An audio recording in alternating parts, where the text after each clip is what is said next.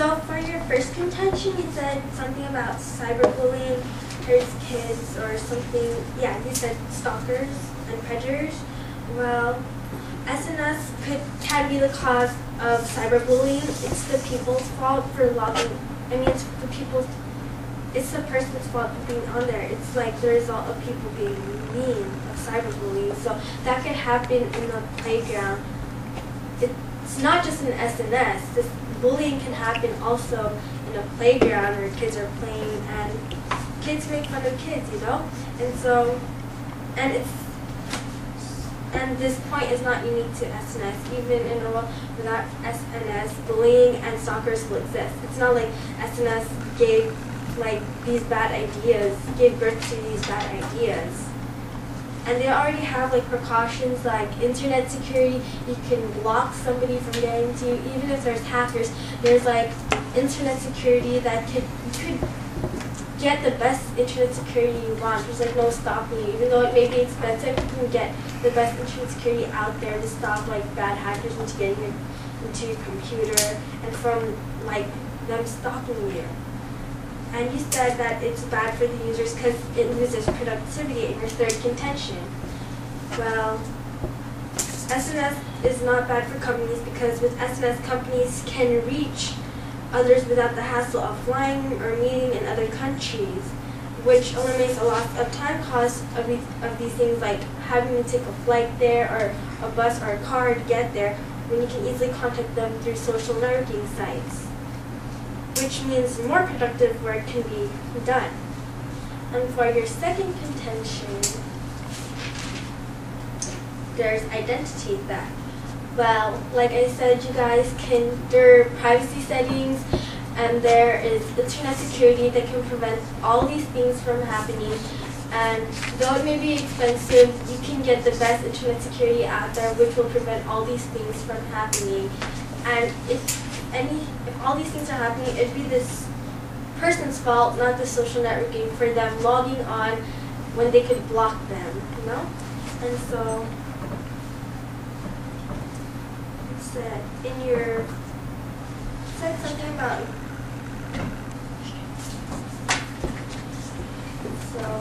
so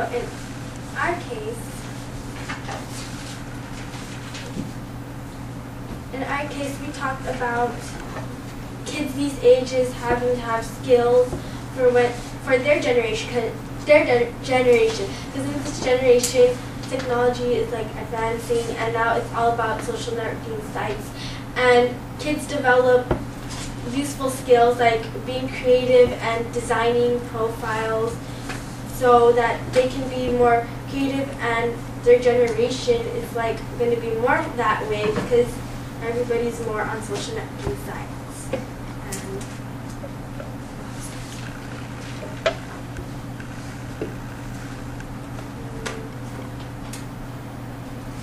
And we also stated that it would help, like how Barack Obama made a social networking site for people to make profiles. It can help get people more into politics and the government and what's going on in the U.S. It helps spread news. So.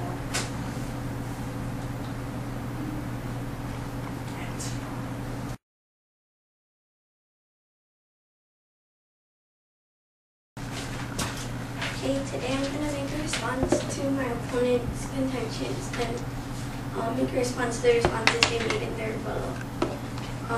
In the first contention, they talk about Barack Obama using it to winning his president. They talk about Barack Obama and how social networking sites help him win the campaign.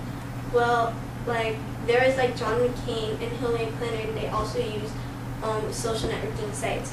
Why didn't they get others to help them win their social networking site based on social networking sites? And also the TV does the same thing. They said it helps them get the news around, into politics and stuff. That's been on the TV for the longest time. Social networking sites, it just recently got on there. Why don't they just focus more on the TV? And then also, in their second contention, they talk about businesses But how many jobs have been obtained out of the 8 million professionals looking for some?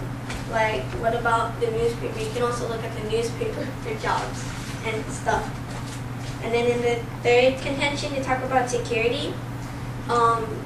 If it's all the way in Mumbai, what effect does it have on the United States? Like, when is the next terrorist attack going to be on the United States? Like, how, like, for example, if they're on East Base and they're locating terror attacks, like, how many number of attacks have been located or targeted? And, yeah. And then the responses they made to our one, they said, like, social networking sites are not the cause of cyberbullying in our first contention. Well, without social networking, maybe the cause of bullying and stalkers will go down. Like, there are a lot of stalkers and there are a lot of like cyberbullies out there in social networking sites and in the world. But if we take away social networking sites, the number of that will decrease, and it'll help our society get better. And then in our second contention, they talk about privacy settings and internet security. Like my partner said in her class X, there are hackers that can get around the stuff. Like, they can send false email addresses and people will click on it and then they'll think it's from MySpace and then they'll like put in their information and everything. Like, they can't help themselves. They think it's this thing. So it can't be the person's fault. I mean, yeah. And then also, in their first contention, they say how it helps the economy. Well, we're in an $11 trillion debt, and 11% of that came from social networking sites. Like, if 11% of that came from social networking sites, what can we use the other 11% for? Like, we can use it for like helping others out there.